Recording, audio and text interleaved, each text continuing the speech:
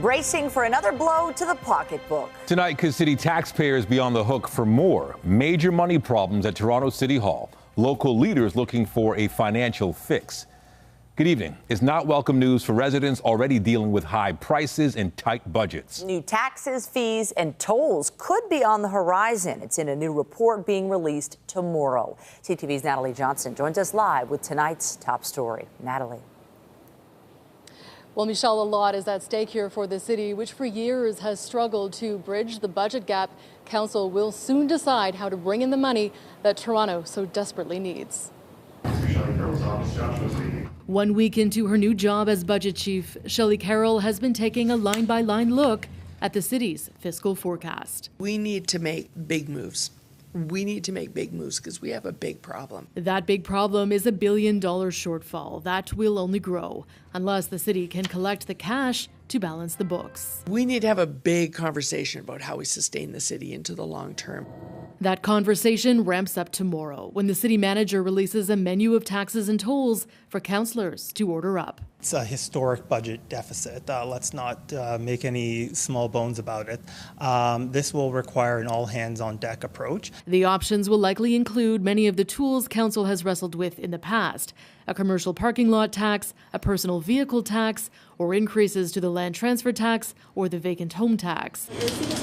A municipal sales tax or income tax would require provincial approval, as would any road tolls, though the province was quick to make clear today, quote, "Our government will not be imposing any new tolls on any roads in Ontario." I think the federal and provincial governments are probably going to be faced with a very serious question. Do you just keep finding pots of money to bail us out for each emerging problem, or do you put us on a sound financial footing? That footing is currently so unstable that over the next 10 years, the city faces a $46.5 billion fiscal pressure. An Ernst & Young report finding, quote, "Without meaningful action, the future of Toronto as a great place to live, visit, and do business could be at risk." We need a new deal, and that's the bottom line. My concern is when Toronto starts looking at new revenue tools, then all of a sudden we own the programs that we shouldn't be paying for in the first place. What are the solutions here that allow us to really say to other orders of government, this really is a new fiscal framework and one that we think could sustain the city? Council has been warned that without a financial fix, service levels and capital assets will deteriorate. Toronto's status as a world-class city is at stake. And Mayor Olivia Chow has said that she would support raising the municipal land transfer tax on homes valued more than $3 million. She would also increase the vacant home tax. The question is whether she can win consensus on council. Reporting live at City Hall, I'm Natalie Johnson. Michelle, over to you. Thanks, Natalie. Homicide detectives have been called in after a deadly hit and run in the Moss Park area. Police say a pedestrian was struck and killed at Sherbourne and Queen Street just before 11 last night. Investigators now say they're treating the death in this case as suspicious. The suspect vehicle was described as a silver four-door sedan. Police are looking for anyone with information or dash camera footage. CTV's Mike Walker's in Newmarket tonight with new details on a horrific dog attack that left a 9-year-old seriously injured. And we want to warn you, some of the images in his report are graphic. Mike. Well, Nathan, police say the young girl was with her father viewing puppies for sale when she was attacked by 3 dogs at a home in Newmarket. And neighbors we spoke with today tell us this wasn't the first incident. Neighbors are still reeling on this quiet street in Newmarket where a young girl was mauled by 3 large dogs last month. 2 of them identified by neighbors in this video who described their behavior as aggressive. Of course, I feel scary. That's scary. Oh, I hope this little girl gonna be okay. York Regional Police say back on July 27th, the 9-year-old girl was attacked by 3 dogs while viewing puppies for sale with her father at a home on Jackson Court. While they were at this address, 3 dogs escaped from the residence and, unprovoked, attacked the 9-year-old girl. The dogs, described as a type of bulldog, were surrendered by the owner to Animal Services and euthanized. They were severe dog bite injuries to the point where she was rushed to the hospital and had to undergo extensive medical treatment. Police have charged the owner, Leslie Theodore Kovacs, with criminal negligence causing bodily harm. Pet owners have a duty to control their animals. And particularly so in this case if the animals are known to be aggressive and the investigation has revealed that there was cause for concern, that the owner ought to have known. Kovacs has also been charged with 3 counts of dog bite a person under the Ontario Dog Owners Liability Act. York Regional Police confirm officers have investigated 2 other animal complaints last August and September, but no criminal charges were laid. Newmarket Animal Services confirms it has received several complaints, and a muzzle order was issued last September following a dog-on-dog biting incident and had been monitoring the location. It did not have to get to this point, and if the town or Animal Services was a little bit more vigilant. Holly Atkinson is one of 2 neighbors who told CTV News they were previously attacked by the dogs and filed complaints with police and Animal Services. Atkinson said she was bit on the arm last September while out walking her poodle Beanie, which she says suffered multiple injuries, including a thigh muscle ripped off the bone and nerve damage. I also got bit under my arm rather badly. And then my dog Beanie was very much lucky to be alive. The vet said if I hadn't picked her up, they would have just pulled her completely in half. In this incident, police say the young girl is still recovering from her injuries at home. Both police and Animal Services say their investigations are ongoing. None of the allegations have been proven in court. Reporting live in Newmarket, I'm Mike Walker. Nathan, back to you. All right, thank you, Mike. A bus depot goes up in flames in Oshawa. Just ahead, the hours-long battle to tackle the blaze and the impact on transit, making for some commuter headaches. But first, a live look outside, sunshine and summer heat to mark the middle of the week. But you may have noticed a little haze in the mix today. All in all, though, a lovely evening. Our Lindsay Morrison is here with a look at the current conditions. Wouldn't be a bad night to be by the water. Yeah, not a bad night at all, Michelle, but it is worth mentioning that haze because some may have even noticed a little bit of a smell. It's once again wildfire smoke, not as bad as it has been at times this summer, but it's definitely in the atmosphere today. We are still at 27 degrees here in the city, feeling like 32. We've got winds coming from a southwesterly direction, not overly strong. Through the night tonight, we will have local smoke through perhaps the middle part of the evening. It is expected to dissipate somewhat as we make our way into the day tomorrow. All is clear on the satellite and radar when it comes to cloud cover, but this is what's waiting in the wings. We've got a cold front that could bring us a few thunderstorms tomorrow. We're going to talk about that coming up in your weather forecast. For now, Michelle, back to you. Thank you, Lindsay. Fire has taken a toll on transit in Durham region. A blaze broke out early this morning at a bus depot in Oshawa. CTV's John Musselman has more on the damage and the impact on riders. It was a stubborn fire that took hours to put out. Now investigators are trying to figure out how it started. Flames lit up the night sky and smoke filled the air when a fire broke out at this bus depot in Oshawa. Firefighters were called here around 2:20 this morning after getting a 911 call from a worker at the Durham Region Transit Depot. There's 3 sections. There's an office building, there's 3 bays that contain some buses, and then there's another section of bays that contain buses. Our fire crews did mitigate all damages to other sections of the building except for the one that was initially reported on fire. No one was injured. The fire destroyed a 3-bay section of the structure and the roof collapsed. It took about 5 hours to put it out. An unknown number of buses were also damaged in the fire. It meant several transit routes in the area were impacted, creating a headache for riders. I was waiting about a half an hour for my bus. I got to my transfer point at the Oshawa Center, and I found out I had to wait an hour and a half for my bus that I really wanted to take. The bus depot is located south of the 401 near Harmony Road. This is an industrial area. There is a large tire company right across the street. Firefighters were able to stop the fire before it could spread. Operations are ongoing at this time. There are hot spots, which they'll get some heavy machinery in to pull the building apart so they will remain on scene during that process. The cause of the fire remains under investigation. John Musselman, CTV News in Oshawa.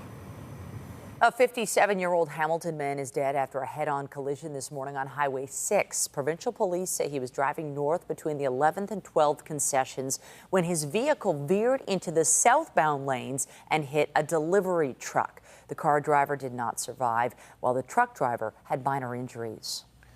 Police in Peel Region have shared a major update in a child pornography investigation surrounding a volunteer camp counselor in Mississauga. 26-year-old Alexander Clark was arrested earlier this month. He worked at MC Day Camp as a volunteer counselor and was accused of filming a 6-year-old there in a state of undress. Since then, investigators say they've identified 21 more victims in this case. Clark is facing 27 additional charges, including making child pornography and sexual assault. Police say there may be more victims, and the families of those identified so far have been notified. Meanwhile, Durham police have charged a social worker after a youth reported they were picked up by the suspect in his car in June and July of this year and touched inappropriately. 41-year-old Shazad Khan of Kleinburg was arrested. He's a social worker at Durham District School Board and Durham Alternative Secondary School. He is charged with 3 counts each of sexual assault and sexual exploitation. Coming up, saved by a skilled surgeon. A former patient returns to sick kids a decade later for an all-new reason. From patient to colleague. Her inspiring story later this hour.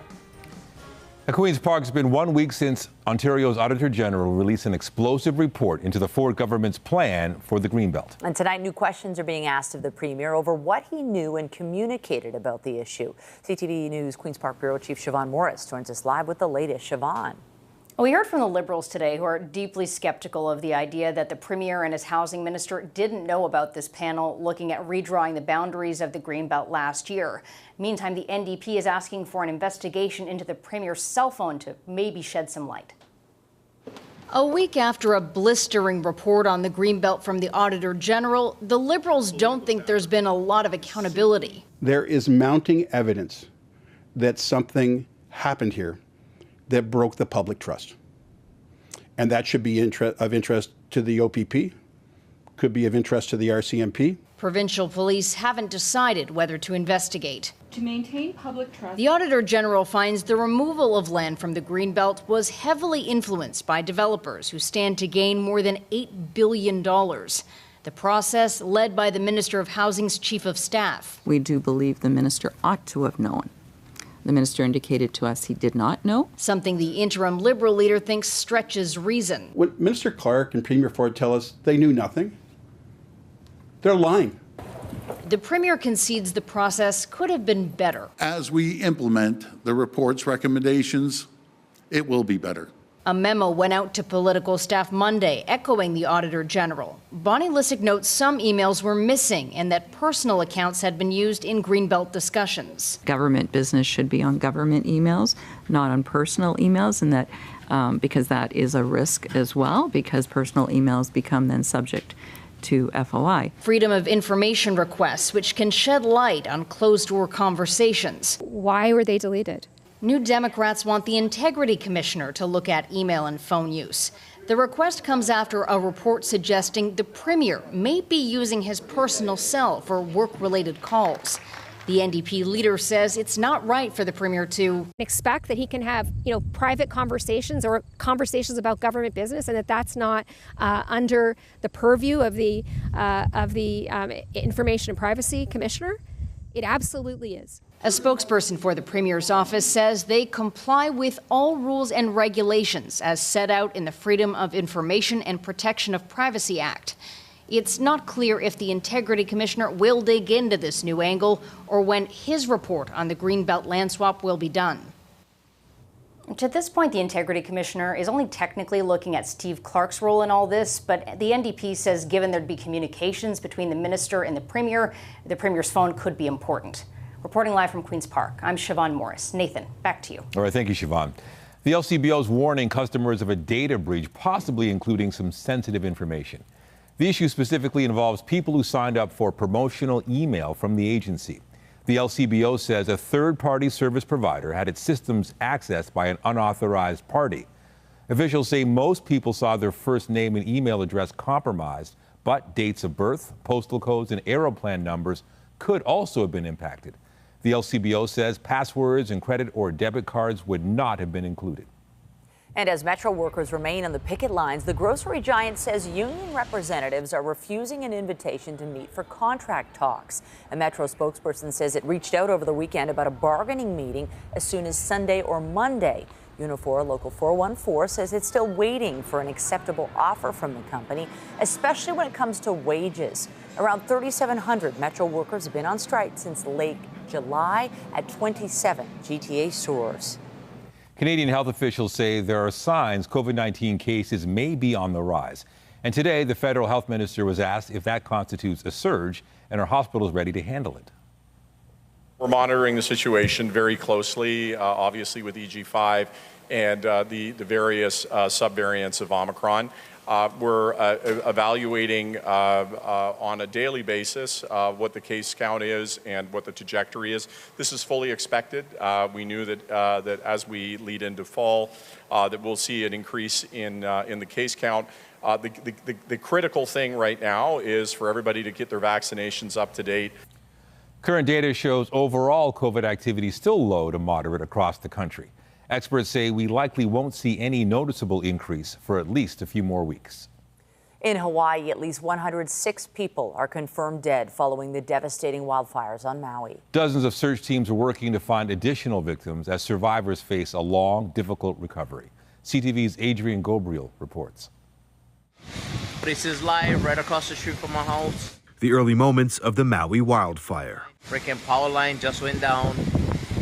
Tried my little water hose. Awoken by howling winds, Shane True walked out of his Lahaina home at dawn last week, just as a wooden power pole suddenly snapped, igniting the dry grass in a flash. Like somebody lit a fuse for a firework, and it just followed a straight line. He quickly began recording the scene on Facebook Live. Little did he know at the time that he was capturing the beginning of what would be the deadliest U.S. wildfire in more than a century. See them right there, that's the power line that started from up the road there. And all of that is still burning. The wind was so crazy. Heads up, the line is live on the ground right there. I send my family away ready. Thank you. As the flames spread, True says construction companies brought up their water tankers to assist in dousing the flames. We thought it was all contained. And then from there, just went ahead about our day, thinking that it was all done. But the fire was far from over. It's believed that hurricane-force winds rekindled what would become an inferno. At least 3 class action lawsuits have been filed against Hawaiian Electric, alleging that if they de-energized their power lines, it would have saved lives. This is the worst thing I've ever seen. This is apocalyptic. It's terrible. Tasha Anderson and her partner Kevin Campbell are expecting a baby any day now. The fishing boat they work on, their home, and their baby's nursery all went up in smoke. I just didn't want to leave where we had built the nursery, where we're going to bring our baby home to. People desperate to find a place to live are somehow among the fortunate. Tributes are beginning to pour in for those who lost their lives, including 79-year-old Lahaina musician Bobby Jantok. For him to be taken from us that way, I think that's what's the hardest to come to terms with.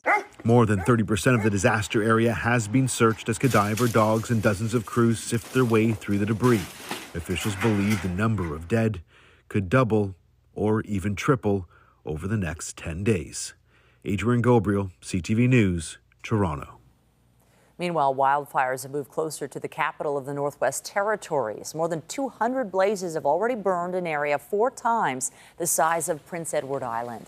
One of them is now within 16 kilometers of Yellowknife, home to 20,000 people. Residents in 3 western neighborhoods have been put on evacuation notice, meaning they should be ready to leave quickly if necessary.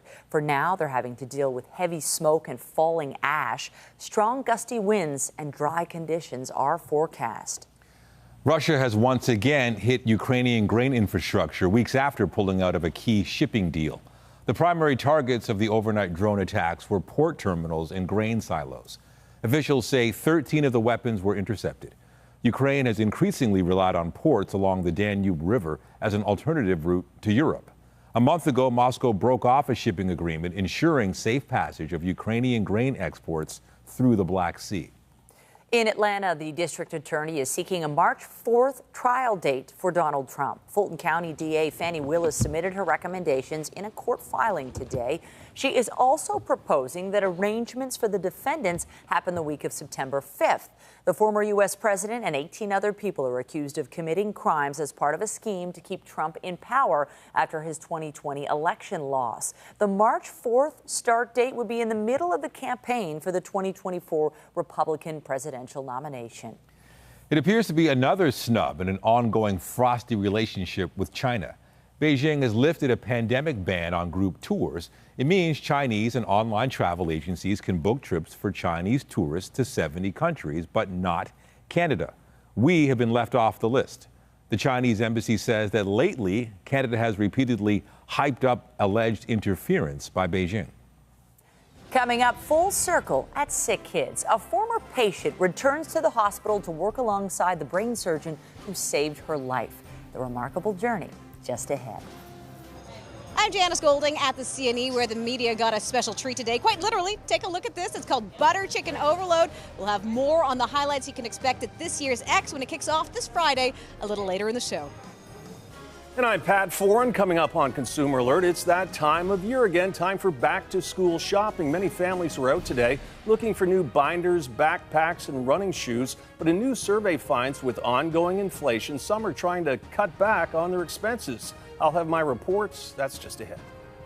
Well, at this time yesterday, we were tracking some very heavy rain across the west end of the GTHA. Hamilton picking up more than 40 millimeters of it. Tomorrow, we're likely to see another round of rain, along with gusty winds, maybe some thunder and lightning. We're going to break down the timing of this. We are going to be cooler behind that cold front for Friday, but the heat returns this weekend. Your forecast is coming up, and stay with us. We've got another full night of great shows for you right here on CTV. There is still plenty of summer left, but many families are getting ready for September and shopping for back-to-school essentials. A new survey finds that 1 in 4 Canadians will need items for the upcoming school year, and more of them are trying to save money. Here's Pat Foran and Consumer Alert. Pat. Thanks, Nathan and Michelle. We know with inflation, mortgages, and rent increases, as well as the rising cost of groceries, many families are on a tighter budget. Some say they are scaling back, buying the essentials, and reusing items from last year. Going back to school was on the minds of many shoppers at the Scarborough Town Centre, and while there were deals to be found, many noticed the prices of some back-to-school essentials have increased over last year. Definitely, prices have gone up by a landslide, but we're trying to cope and make the best out of it, right? Prices have gone absurd. More expensive, yeah. Things are getting more expensive, so I'll spend more this year. The survey by the Retail Council of Canada asked, will you spend more or less than last year? 32% said more, 53% the same, and 15% less. Parents want to get what's needed but are taking a more frugal approach. Canadians are mindful about what they're spending their money on. They're very careful, they're very cautious. But when it comes to necessities, they still are spending. They're just spending maybe a little bit less and in a more mindful way. The most popular items for back to school, stationery, followed by clothing, books and music, and electronic items. During the pandemic, many malls were almost empty as many families did their back-to-school shopping online. But this year, the amount of foot traffic in malls is expected to double over last year. Over the last year, we've noticed over 20% in increased traffic around this time of year. As supply chain issues return to normal, some families aren't in a rush to shop for back-to-school items, and many will wait until just a week before classes begin. Some students say to save money, they'll be reusing their backpacks, pencil cases, and other supplies. We've kind of been just reusing stuff from previous years to just save money. I'm using stuff from last year, so I don't have to pay for new stuff because it's getting expensive. And the countdown is on. The first day of school is about 3 weeks away. And it seems more people want to get back into stores to see goods firsthand before they buy them. The survey found only 19% of those asked plan to shop online for back to school. On your side, I'm Pat Foran. If you have a consumer story idea, email us at alert@ctv.ca. All right, if you're thinking about heading out tonight, you might want to do that and enjoy it. This won't last forever. We have a nice evening. There is a lot more beautiful weather this week, but I think over the next few days, there's the potential for a little bit of wet stuff in the mix. Yeah, let's talk specifically about the evening hours right now. Gorgeous outside on the water, on a patio. This time tomorrow, though, a little bit of a different story. We have some stormy weather in the forecast. A cold front is going to slide through. It's giving a widespread area, a chance of showers and a risk of thunderstorms. But as we head into the weekend, I'm crossing my fingers that we will be dry. Weather is brought to you by Train, the most reliable heating and cooling brand. It's hard to stop a train. As mentioned, another big part of the weather story today across Canada, the air quality thanks to smoke from wildfires. You can see advisories cover a widespread area of our country, many provinces and territories under an advisory. We did see one come to an end through central parts of Ontario, so that's good news. But drifting smoke will continue to be an issue over the next couple of days here. We'll notice it less as we make our way toward the weekend, so that's good news. But if you're sensitive to this, just be aware that pollution levels are slightly elevated in the atmosphere right now. Temperature-wise, we are at 27 degrees still this hour in Toronto. Another hot day in parts of Western Canada. For example, it's 35 degrees this hour in Cranbrook, BC Interior, Southern Alberta. Very hot again today. Here's a look at Ontario. Much cooler across the northwestern parts of our province. Tonight, overnight, we're going to be seasonal. 17 degrees is what we're forecasting. Tomorrow is another hot day, 27, feeling like 32. And we will start off with a mix of sun and cloud, but then things are going to change. And once again, that's all thanks to this area of low pressure over northwestern Ontario, contributing to the cooler air there. And behind this cold front, we will have a cooler day on Friday. Let's talk about the stormy weather, though, and its potential. First, a snapshot of tomorrow morning. There's about 9 a.m. Gorgeous.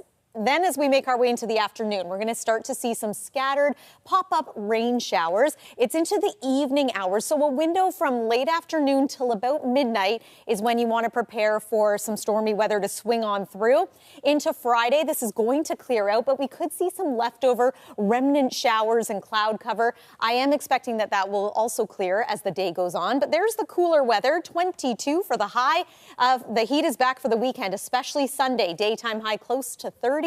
Feeling like 36. That's your look at the weather for now. I'll send it back to you.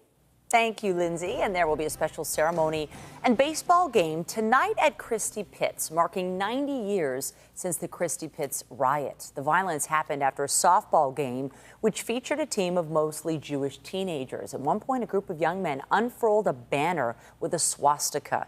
Historians say in an estimated 6-hour brawl, young people from Italian and Ukrainian backgrounds supported the Jewish side against the apparent Nazi sympathizers. I'm Andrea Case on King Street, where inside a party is going to be happening shortly. Cheryl Lee Ralph was given an award earlier this year. Tonight, she's bringing her checkbook. That's coming up. Talk about a true full circle moment. A young brain tumor survivor is now working alongside the neurosurgeon who treated her. The journey to pursue a career in medicine inspired by her very own road to recovery. CTV's Allison Hurst reports. Jessica Rosenblum leaves Sick Kids Hospital these days no longer as a patient, but as a team member. Every morning I'm going up in the elevators into the lab. My 10-year-old self is screaming with joy and excitement because that's where she wanted to be, and she's here now, 10 years later. It's been a very hard road with setbacks along the way, but it'll be 10 years in November since her brain tumor diagnosis, and she met Dr. James Rutka. We were told that, the only option is surgery on an inoperable tumor. The mass itself was approximately the size of a tangerine in an area of the brain that is known as the pineal region and the brainstem. Following the surgery, Rosenblum says her parents were warned she may have to relearn how to walk and might not be able to breathe on her own. But instead, she says she woke up talking, joking, and asking questions. I needed to know everything that was happening to me, and I needed to know why. That desire sent her on a path studying biology and anatomy through school and now nursing in university, ultimately bringing her back to the hospital where she was first diagnosed nearly a decade later as a summer student in Rutka's lab, learning alongside the man who saved her life and was her doctor until a couple years ago. Having seen her now through all of these treatments and knowing that she was going to work in my laboratory for the summer was, for me, a real dream come come true. I was so sad when I graduated to kids and had to leave Dr. Rutka. But now working with him he's still the same amazing person, but now not as much as my doctor, but as a mentor. Rutka says it's inspiring to see a child flourish following such a serious diagnosis. Once she's completed her nursing degree, I would just say, let's just watch Jessica perform and let her go. Don't get in her way, because we'll only be obstructing the great progress that she can make on her own. Rosenblum still needs to go for regular MRIs and had to have more radiation therapy a couple years ago when her tumor grew. Researching cancer while living with cancer is an interesting feeling, but it gives me some sense of like power almost, to be able to look at these cells like under the microscope and be able to say like, I'm in control of you right now, like I'm figuring you out right now. She plans to get her PhD with the hope of finding a better way to treat brain tumors in children. Allison Hurst, CTV News. And dozens of cyclists set off on an epic ride today to raise money for 2 children's hospitals. There they go. The 401 Bike Challenge is a 580-kilometer journey to raise funds and awareness for the cancer units of sick kids' hospitals in Toronto and Montreal. Riders set off around 8 this morning to travel 200 kilometers to Belleville on day 1, set to arrive in Montreal on Friday. The challenge is amazing. We ride for purpose, so it's more than just practice sport or an activity. We have the purpose to ride for those child, so that's only why we are here. I think it's awesome that they're like trying to raise money for the hospital and like better the care and treatment for the kids in there. The 3-day ride will finish at Montreal's Children's Hospital. To date, the 401 Bike Challenge, along with associated fundraisers, have raised more than $2 million. The Toronto International Film Festival's announced the first ever winner of a new honor.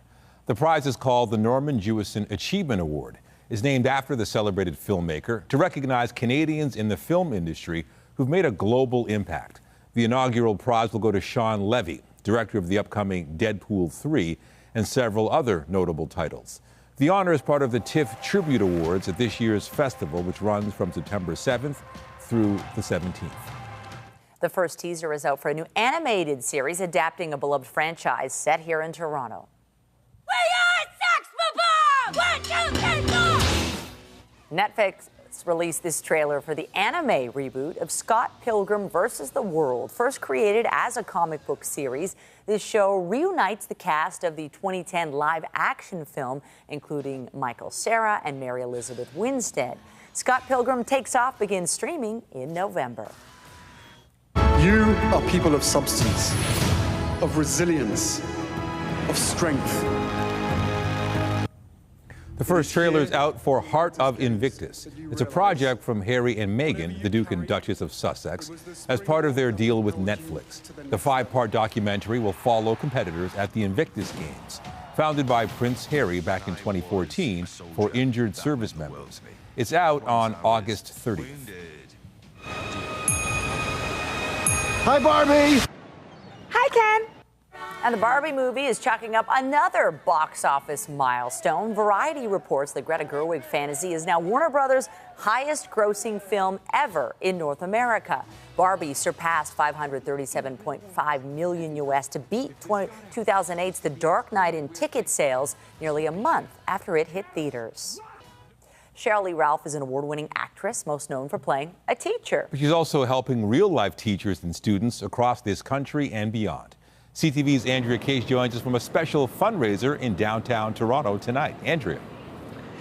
Good evening, Nathan and Michelle. It's only fitting that I'm standing outside Miss Littlemore's Jamaican restaurant because Sheryl Lee Ralph is a proud Jamaican. So she's not only associated with teachers because she plays one on television, her dad was a teacher, but she's giving back to potential future students tonight in Toronto.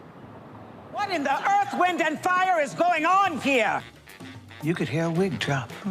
Sweet baby Jesus and the grown one, too. Actor, singer, and activist Cheryl Lee Ralph is in Toronto but is unable to promote the show, which after 40 years has made her an overnight sensation. Her role is teacher Barbara Howard on the award-winning Abbott Elementary. This is the 106th day of the actors' strike, and as a member of the executive committee on the SAG-AFTRA union, she's fully behind her fellow members. 80% of our union is made up of plain old ordinary people trying to make a living. Activism is in her blood. Her father helped break the color barrier as a teacher and eventually college professor in Connecticut. So when launching a back-to-school program, who better to team up with than a fictitious teacher who's melting hearts and winning awards. Teaming up with the Made Good brand of snacks, she's helping real-life teachers in this country. And at the end of September, 1,000 teachers across Canada will be getting an extra $200. If you're a teacher, you can even nominate yourself. Research shows 93% of teachers spend some of their own money on supplies, and 75% of them spend more than $100. These are exciting times for Ralph. A recent award season saw her personally winning both the Critics' Choice and Emmy Award. The Tony winner is Unstoppable. Up next is a star on the Hollywood Walk of Fame. Being a child of the 60s in the United States, you better grow up with some sort of fortitude. As we would say in Jamaica, some sort of buckative. Always inspirational, the mother of two has this message for parents today. Parents have much more power than they can imagine. Parents need to take the wheel and guide their children with love. Unconditional, strong love, because they're listening, they're watching, and they're paying attention. Dr. Ralph is donating money tonight to the University of West Indies. Now, I don't know how much that check's going to be for, but it's going to be substantial because she's starting a fund to fund future students. So tonight at 11:30, we'll have the check presentation, and then we'll know how much it's for. Reporting for CTV News from King Street in the beautiful sunshine, I'm Andrea Case. Have a good night. Stars Tonight is brought to you by Lastman's Bad Boy. Who's better? Nobody. On the next CP24 Breakfast, where dreams come true. Before Disney's Wish hits theaters, we share a sneak peek at the next must-see movie. That's on the next CP24 Breakfast, up first at 5:30. We need to make big moves because we have a big problem. Updating our top stories, all eyes will be on City Hall tomorrow as Toronto faces an ongoing budget crunch. The city manager will release a report on new revenue tools, including possible added taxes. Officials also mentioned the idea of road tolls, but the province said it would not allow those to go into effect. Are they doing the due diligence they need to do with these third-party companies?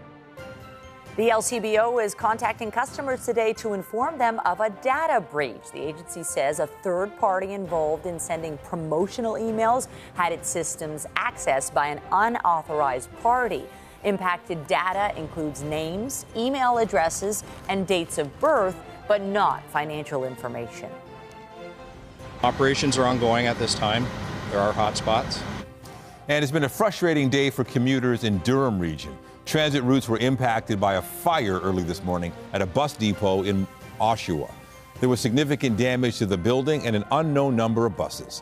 The main body of the fire was out after about 5 hours. The cause is still under investigation. Remember to keep up to date day and night through our website, ctvnewstoronto.ca. On the markets, the Canadian dollar fell 19 points to 73.90 US. American benchmark oil slid $1.48 to $79.02 a barrel. And the TSX Composite Index lost less than a point to end the day at 19,899.07. As many people turn to the internet to research medical topics, YouTube says it's updating its long-term strategy on misinformation.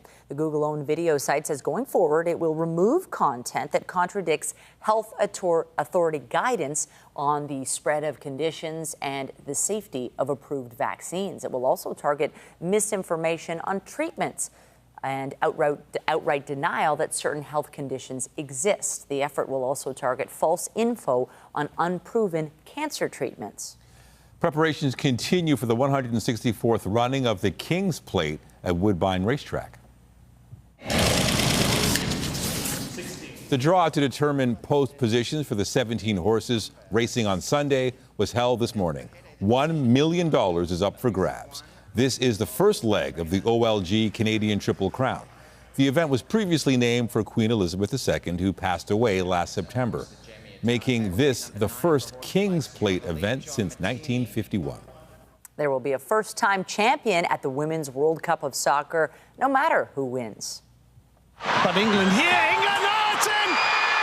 Australia have made a hash of it. England punched its ticket to the final today with a 3-1 victory over the home side Australia. It was a huge win for the Lionesses, who had failed to get past the semifinals in each of the 2 previous World Cups. They will now take on Spain, which has also advanced to the championship match for the very first time. The Spanish players arrived in Sydney today ahead of the game on the weekend. They beat Sweden 2-1 for the chance to play in the biggest match of their careers on Sunday. Spain is heading into the game with confidence after scoring 17 goals during the tournament. Their success has mirrored the revival of European soccer at the World Cup, once dominated by the United States. Here at home, some injury news today from Toronto FC concerning a key player. Goalkeeper Sean Johnson will be out 4 to 6 weeks with a broken hand. It happened yesterday during training. Johnson will be assessed this week to determine if surgery is needed. The 34-year-old has a goals against average of 1.16 with 6 shutouts. Montreal comes to town on Sunday. Meanwhile, Kitchener's Jamal Murray will not be playing for Canada in the upcoming FIBA World Cup. The Denver Nuggets star says, in consultation with medical staff and the team, it is clear that additional recovery is required, and I have made the difficult decision to not participate in the tournament. The NBA champ attended Canada's training camp this month in Toronto, but he said he wanted to see how his body would respond after a long and demanding season. The World Cup begins August 25th in the Philippines, Japan, and Indonesia. There was also word today a Canadian tennis star won't be competing at Flushing Meadows later this month. To tennis and Richmond Hill's Denis Shapovalov posting, despite doing everything possible to be 100% healthy in time for the U.S. Open, my knee needs more time and I sadly have to withdraw. That Grand Slam energy, especially in New York City, is unlike anything else, and I'm really going to miss playing in front of the amazing fans there this year. Shapovalov has been dealing with a lingering injury to his knee. The 24-year-old has not played since losing in the round of 16 at Wimbledon last month. His best finish at the U.S. Open was the quarterfinals in 2020. The Blue Jays are back in the win column as they face the second of 2 games against the Phillies tonight. And he hit him. He hit him. And the Blue Jays take the lead. Kevin Biggio was hit by a pitch with the bases loaded in the 8th inning, securing the 2-1 win for the Jays. The Jays go for the sweep tonight. Kevin Gausman's expected to get the start. Eating it all up at the CNE, the newest, strangest, and most outrageous food creations on offer this year. We'll give you a small sample after the break. It is a Toronto summer tradition. We're just a couple of days away from the return of the CNE. There are some new additions this year. Some old favorites are back, and then there's the food. We had CTV's Janice Golding dig into the details to get us a preview today. Let's go to the X. The media preview of the Canadian National Exhibition kicked off with a real bang today.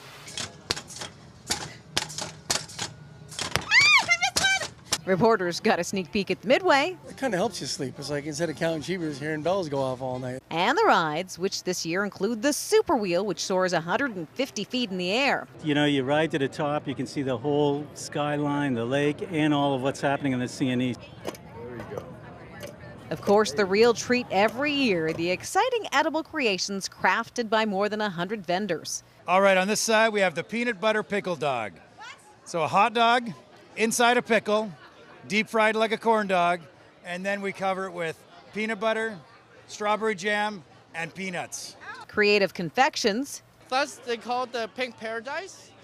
Yeah, does it taste like paradise? That's the question. That you probably won't try anywhere else. I don't think you're going to eat this and say, this isn't the best cheeseburger ice cream I've ever had. You're probably the only cheeseburger ice cream you've ever had. And that's exactly what we create, right? We create unique food experiences that you can only get at the CNE. Of course, I had to try some of the offerings. I mean, because look at this one. Yeah, that is pickle fries. They look radioactive. You can be glowing. Oh, you're and glowing. Enjoy it. That's right. Can you enjoy it? You try this. I'm going to try one. Yeah, sure. See, I think they taste good. Yes, especially cold. There were some hits. Actually, this was not bad. And some misses. Sorry. But most everyone found something to tickle their taste buds today. Fried samosa with chicken. It got fries. Oh my God, it is outstanding. I'm loving this. A smorgasbord of snacks, sights, and sounds at the exhibition grounds. And it's all open to the public come Friday. Janice Golding, CTV News. All about that food. Looks pretty good, some of it, I have to admit.